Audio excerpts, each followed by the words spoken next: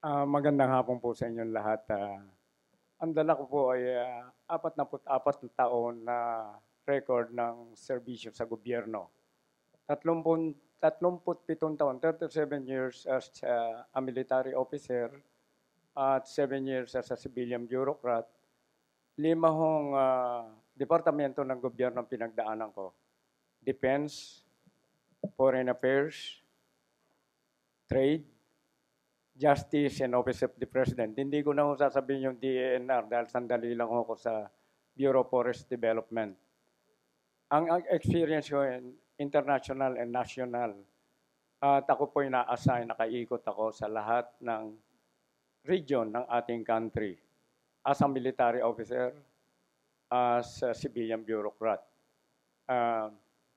Ako po nadaanan ko ang lahat ng alam ko ang mali at tamang dinaanan ng gobyerno. Ang sinasabi ng iba, pupunta ako dyan. Ako hinandyan. Alam ko ang naging problema ng ating mga kababayan. At ang PIDEA, as for the record, we were rated as number 9 least corrupt agency of government during my governance. Saka dyan sa PIDEA, libre ang pagkain ng tao ko. 2 ang doktor ko. 3 actually, ako puncturist yung isa.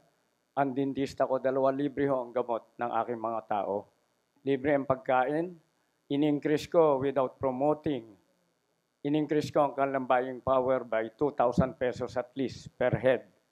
Hindi walang promotion o nothing. Ginamit ko ang resources ng PIDEA to do these things.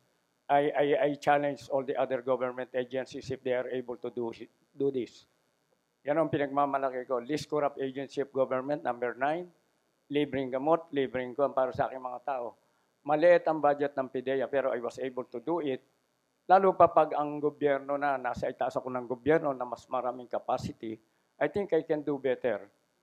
Pagkatapos, kaya lang ho ako galit sa droga, kaya ako napasok is because of drugs. Ano na yung ang akin is drugs, criminality, national defense and development.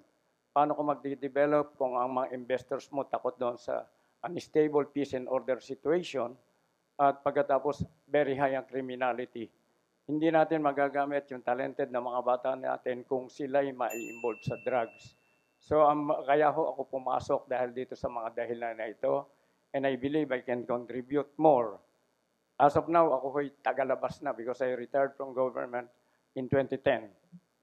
Kagaya nyo lang ako na nagre-reklamo sa nangyayari sa gobyerno, and I can better serve the Republic if I go back sa public service. Thank you, General Santiago po ulit. Good afternoon.